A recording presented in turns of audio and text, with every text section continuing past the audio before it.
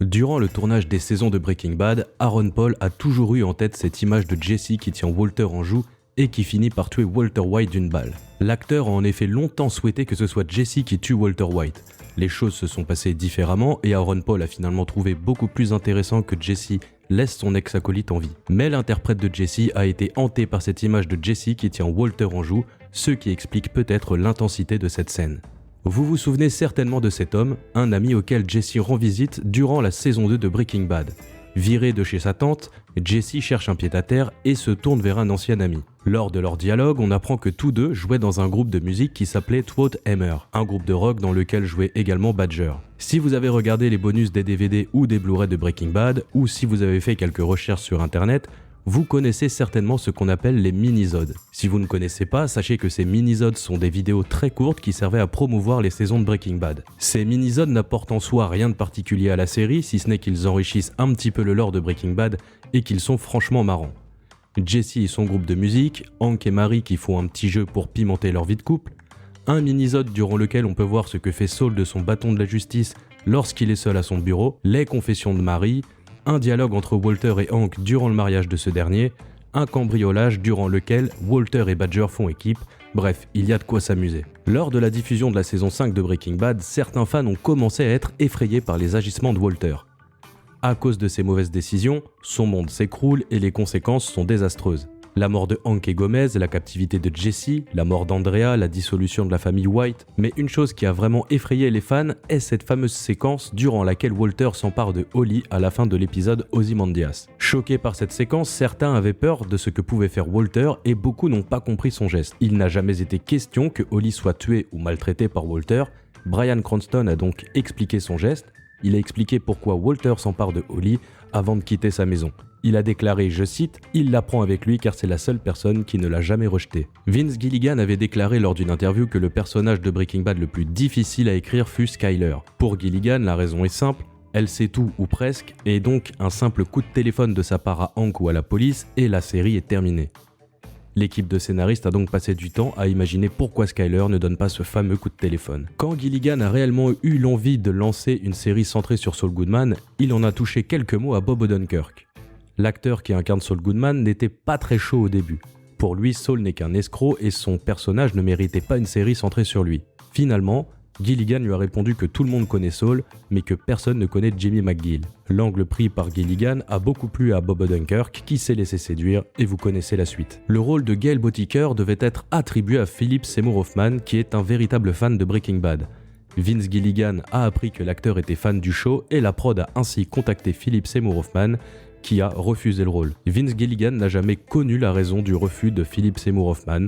Bref, nous avons un Gail Botiker différent, et peut-être pour le meilleur. La scène où Ed apparaît dans la saison 5 de Better Call Saul a été tournée pendant le tournage de El Camino par Gilligan et son équipe, tandis que Gould s'occupait de Better Call Saul. Si vous avez vu Better Call Saul, vous vous souvenez de la mort tragique de Howard, assassiné par Lalo Salamanca dans l'épisode 7 de la saison 6. Cet épisode 7 a servi de mid-season pour couper l'ultime saison de BCS en deux parties. Cependant, il est intéressant de noter que la saison 6 a été produite pour être regardée d'une seule traite. L'épisode 7 n'a donc jamais été conçu comme un mid-season.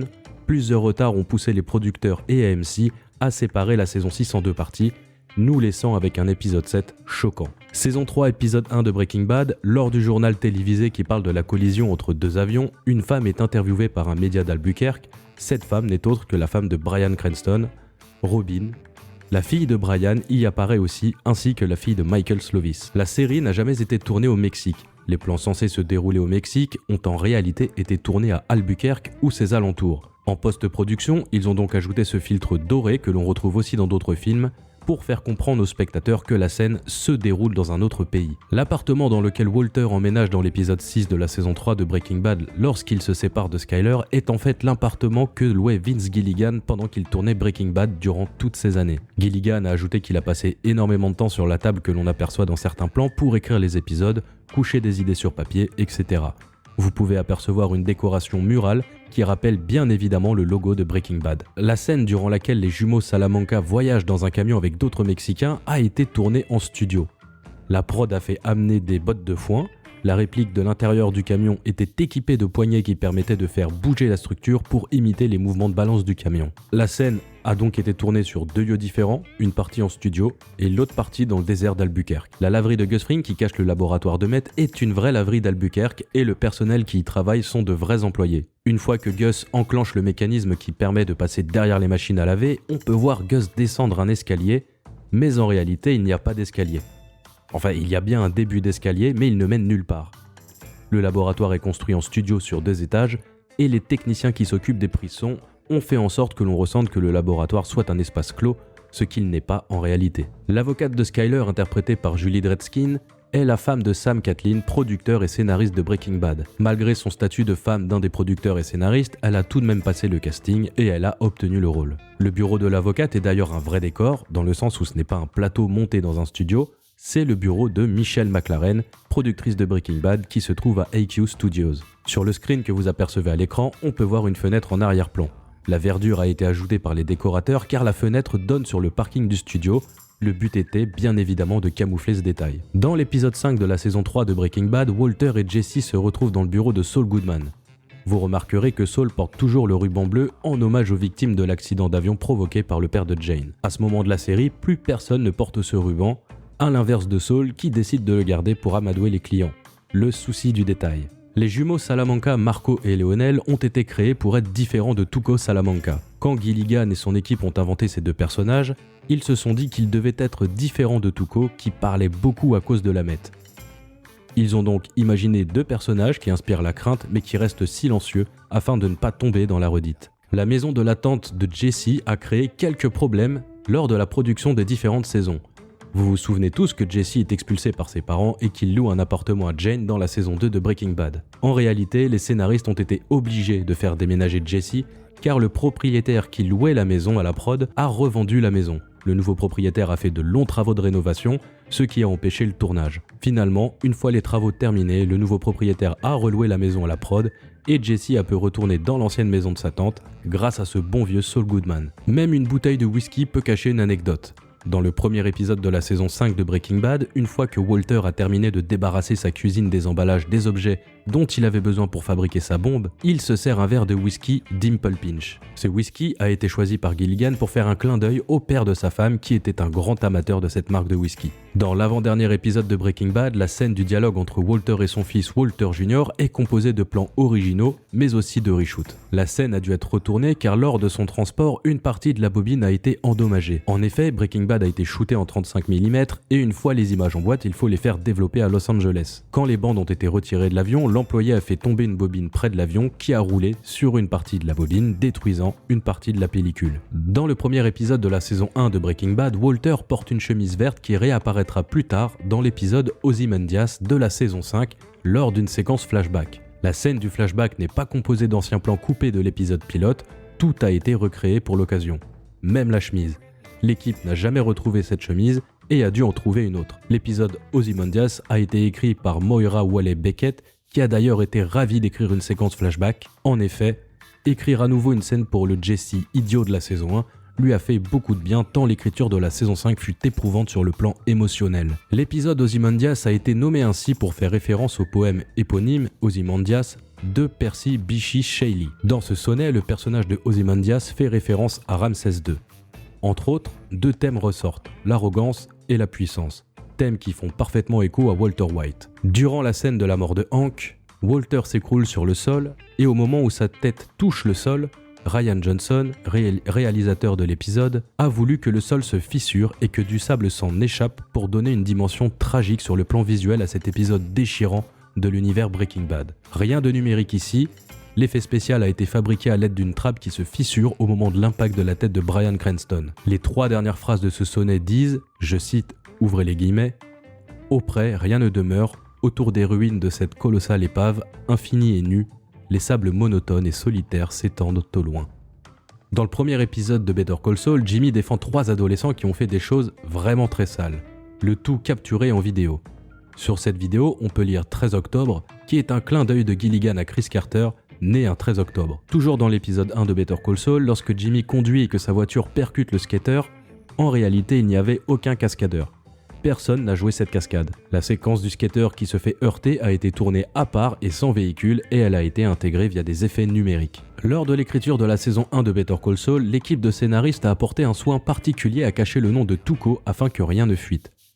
C'est pour cette raison que dans les scripts des épisodes, mais aussi sur le plateau de tournage, Ray Cruz, qui interprète Tuco, était toujours appelé Mijo. L'équipe de Better Call Saul avait peur que le nom Tuco ne fuite sur internet et que la surprise soit entièrement gâchée. Lorsque la première scène de l'épisode 2 a été tournée, de nombreux fans se trouvaient devant la maison de Tuco et de sa grand-mère. Ray Cruz est resté à l'intérieur et l'équipe a même placé un camion pour obstruer la vue des fans. Ajoutons que Raymond Cruz n'a pas participé à la première du premier épisode de BCS pour que le secret reste bien gardé. Pour la scène dans le désert avec Tuco, son équipe, Saul et les deux skateurs, Peter Gould a écrit pas moins de 13 pages de script. C'est la scène qui lui a demandé le plus d'écriture. Les scènes durant lesquelles on peut voir Chuck porter une couverture de survie ont été un petit peu bidouillées. Il faut savoir que la couverture de survie de Chuck était doublée pour éviter que le son de celle-ci ne parasite la scène. La toute première scène de Better Call Saul n'est autre que celle du skatepark. Ce que vous voyez à l'écran sont les toutes premières images qui ont été shootées lors du tout premier jour de tournage. La scène durant laquelle Lalo se déplace dans les égouts pour exécuter son plan a été tournée en studio.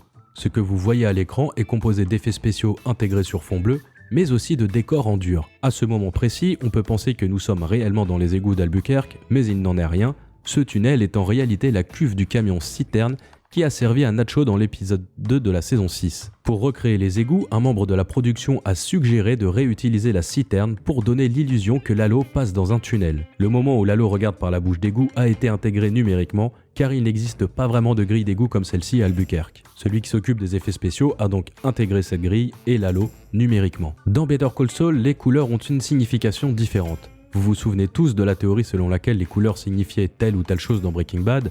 Théorie très intéressante, d'ailleurs Vince Gilligan avait salué la pertinence de cette théorie, mais il avait ajouté qu'elle était fausse, expliquant que les changements de couleur des vêtements portés par les personnages de Breaking Bad ne faisaient que marquer l'évolution des personnages. À part ça, les couleurs n'avaient aucune signification particulière. Mais dans Better Call Saul, les couleurs sont utilisées différemment. La prod a fait attention aux couleurs que portent les acteurs, par exemple, le rouge signifie que la personne qui en porte est liée au monde du crime. Les accessoiristes n'ont jamais retrouvé les bonnets que portaient Walter et Jesse lorsqu'ils ont kidnappé Saul dans la saison 2 de Breaking Bad.